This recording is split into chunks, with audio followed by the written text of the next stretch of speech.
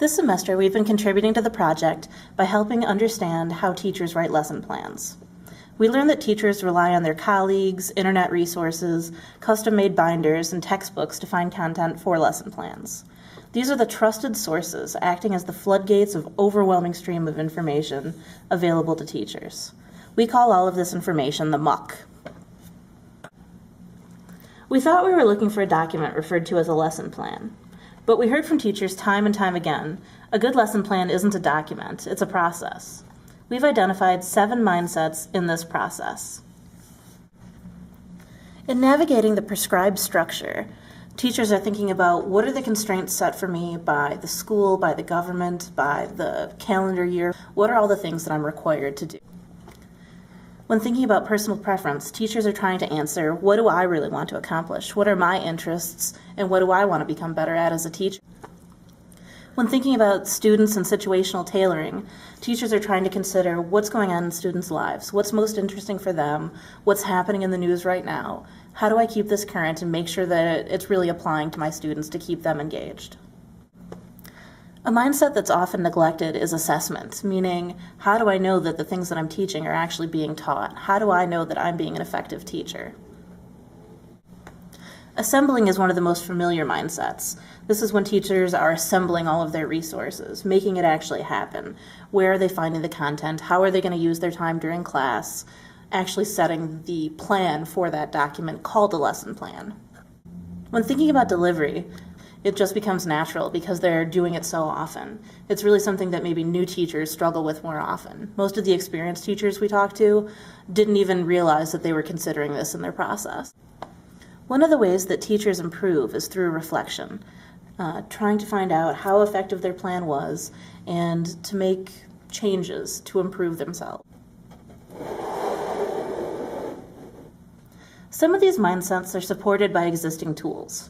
We heard about Google Docs helping with scheduling, Excel for tracking grades and students' progress, but the few tools that teachers choose to make use of don't support the majority of the planning process.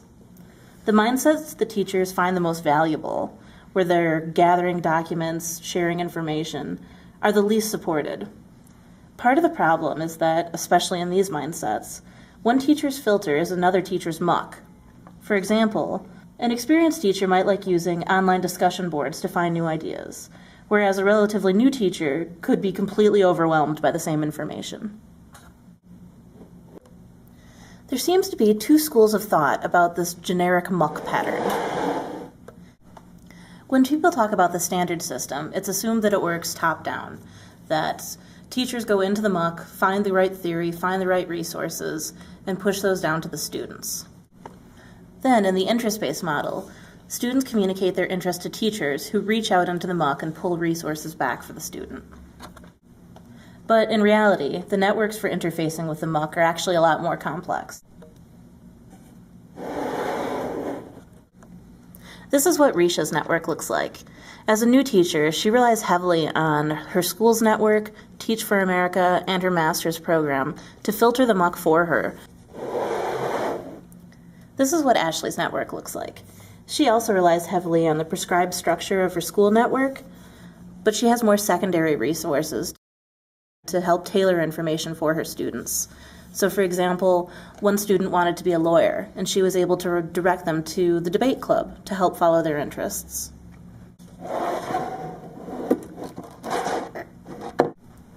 This is what Joe's network looks like.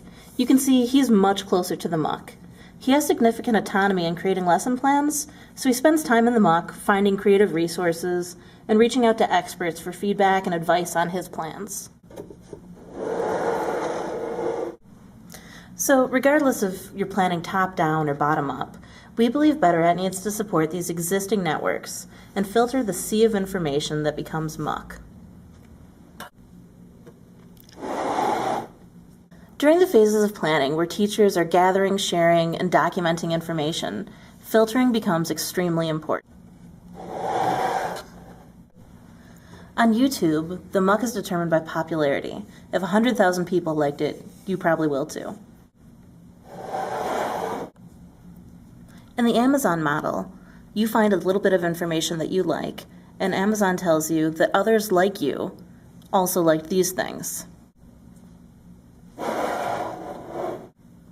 In the Pandora model, you give them an example of something that you like, and through a genetic DNA code of each song, they find things that are structurally similar that you might not have thought to look for. In the Delicious model, you tag information that you find with a specific name, and that's reflected out into the network where other people can find information that they've tagged similarly. In Etsy's filtering model, hobby curators go into the muck and find things that they like, creating little collections. Then, a paid editor filters through those filters to find what they think most individuals will like.